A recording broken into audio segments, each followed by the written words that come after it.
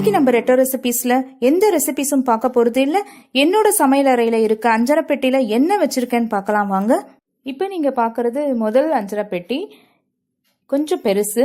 இது ஒரு 40 வருஷமா எங்க ஃபேமிலியில இருக்கு. இப்போ இதை நான் யூஸ் பண்ணிட்டு இருக்கேன். இது எல்லார் வீட்லயும் இருக்கும்னு நினைக்கிறேன்.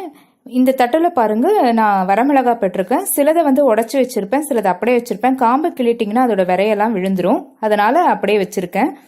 அப்புறம் உள்ளே இருக்க ஒவ்வொரு கப்புமே வந்து 200 கிராம் கொள்ளளவு இருக்கும். இதில் ரொம்ப பேசிக்கான தாளிப்பு சாமான்கள்லாம் இருக்கு. கடுகு, மிளகு, சீரகம், உளுத்தம்பருப்பு, கடலைப்பருப்பு, வெந்தயம். இது கூட எப்பயுமே நான் வந்து கருப்புளுந்து வச்சிருப்பேன். தொகையல் அந்த மாதிரி அரைக்கும் போது கருப்புளுந்து சேர்த்துக்கிறதுக்காக. அந்த வெள்ளை உளுந்து, கடலைப்பருப்பு, இந்த உளுந்து, இது மூணுமே நான் வந்து மாற்றி மாற்றி எப்போ வேணுமோ யூஸ் பண்ணிப்பேன். இது ரொம்ப டைட்டாக வந்து ஃபிக்ஸ் ஆகிருக்கும், ஸோ மிக்ஸ் ஆகவே ஆகாது. இதை எடுக்கவும் முடியாது, ஈஸியாக கஷ்டப்பட்டு எடுக்கிற மாதிரி இருக்கும். பாருங்க, பெருசாக இருக்குது. ஒரு சின்ன டிப் பாருங்க, எப்பயுமே இந்த மாதிரி மசாலா பாக்ஸில் நீங்கள் அந்த சாமானை கொட்டி வைக்கும் போது ஒரு 3/4 அளவுக்கு சேர்த்துக்கோங்க. ஃபுல்லாக வச்சிங்கன்னா நீங்கள் அதை பாக்ஸை வைக்கும் போதும் எடுக்கும் போதும் பக்கத்தில் இருக்கிறதுலையும் கீழேயும் சிந்துறதுக்கு வாய்ப்பு இருக்கு. ஸோ அதோட கொள்ளளவு முழுக்க முழுக்க சேர்க்காதீங்க, கொஞ்சமாக சேர்த்துக்கோங்க. இதில் ஒரு சின்ன ஸ்பூன் வச்சிருக்கேன். எப்பயுமே ஸ்பூன் யூஸ் பண்ண மாட்டேன், கை ஈரமாக இருக்கும் போது மட்டும் யூஸ் பண்ணிப்பேன். இப்போ அடுத்தது பார்க்கலாம்.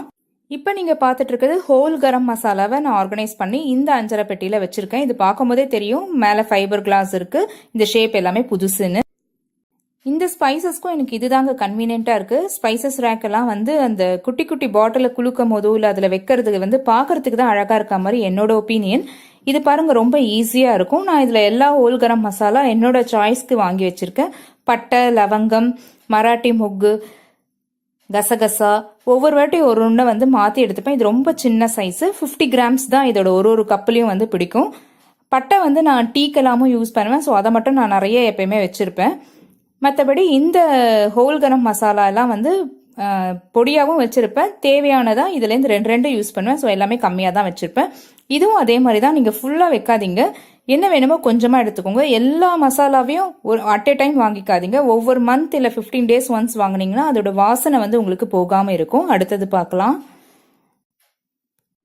இப்போ நீங்கள் பார்க்குறது பாருங்கள், செராமிக் ஜார்ஸ் ரொம்ப க்யூட்டாக இருக்கும், குட்டியாக. இது என்னோட பிரதர் எனக்கு ப்ரெசென்ட் பண்ணது. இந்த மாதிரி இப்போ இது கிடைக்கிறதே கிடையாது.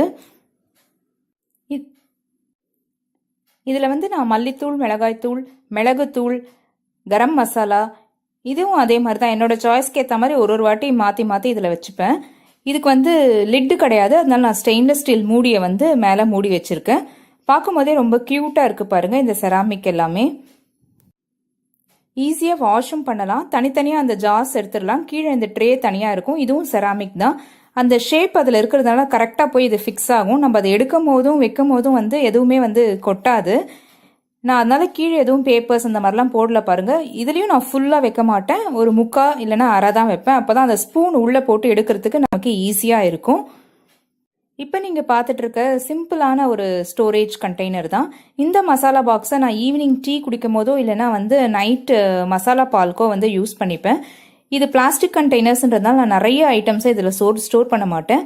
இந்த சப்ஜா சீட்ஸ் இல்லைனா ஒரு வாட்டி ஃப்ளக்ஸ் சீட்ஸ் யூஸ் பண்ணிப்பேன். ஏதாவது ஒன்று அதை மாற்றி மாற்றி ஸ்டோர் பண்ணி வச்சுப்பேன். 1 மந்த் எது வாங்குறனோ அதை கொட்டி வச்சுப்பேன். இல்லை எதுவுமே இதில் எனக்கு போட பிடிக்கல, போர் அடிச்சுது அப்படின்னா அந்த க்ரீன் டீயை குடிச்சிருவேன். மசாலா பாலுக்கு ஜாதிக்காவையும் கசகசாவையும் யூஸ் பண்ணிப்பேன். அடுத்தது பார்க்கலாம். பாருங்க, இது ஒரு டப்பர்வேர் பாக்ஸ் தான். இதையும் வந்து இந்த மாதிரி ஸ்டோரேஜ் கண்டெய்னர்ஸ் தான் நான் யூஸ் பண்ணிட்டு இருக்கேன். ஃபுட் கலர்ஸ் எல்லாமே தனியாக வச்சுருக்கேன். அந்த ஃபுட் கலர்ஸ் எப்படி இருந்தாலும் கலர்லாம் வந்து அந்த டப்பாவில் சிந்துன்றதுனால கீழே மட்டும் ஒரு டிஷ்யூ போட்டிருக்கேன், அதை மட்டும் நான் மாற்றிப்பேன். அப்புறம் ஸ்வீட்ஸ்க்கு வந்து ரொம்ப முக்கியமாக யூஸ் பண்ணுறேன் ஏலக்காவும் கிஸ்மிஸ் பழத்தையும் மட்டும் இதில் நான் போட்டு வச்சுருக்கேன், ரொம்ப சிம்பிளாக. இதுதாங்க மைதிலி ரெட்ரோ ரெசிபிஸ் கிச்சனில் இருக்க மசாலா பாக்ஸ். இந்த மசாலா பாக்ஸ் பெருசு, ரொம்ப ட்ரெடிஷ்னலானது. நான் ரொம்ப சென்டிமெண்ட்டாகவும் இதை வச்சுருக்கேன், 50 இயர்ஸ் கிட்டே இருக்குது. அதுக்கப்புறம் இதுவும் வந்து எனக்கு எங்கள் சிஸ்டரில் கிஃப்ட் பண்ணது தான் ஹோல் கரம் மசாலாக்கு. இதுவும் பார்க்க ரொம்ப அழகாக இருக்குது. இது பிளாஸ்டிக் மசாலா பாக்ஸ் வந்து நான் சொன்ன மாதிரி ஈவினிங் டைமுக்கு. இது ஸ்வீட்ஸ்க்காக நான் ஸ்பெஷலாக நானே வந்து அதை ஒரு ஆர்கனைஸ் பண்ணி வச்சுருக்கேன். இந்த செராமிக் தான் எனக்கு இது இருக்கிறதுலே ரொம்ப பிடிச்சது. உங்களுக்கும் இந்த வீடியோ பிடிச்சிருக்கும்னு நினைக்கிறேன். உங்களுக்கு இதில் எந்த மசாலா பாக்ஸ் ஆர்கனைசர் பிடிச்சிருக்குன்னு கீழே கமெண்ட் பண்ணுங்க.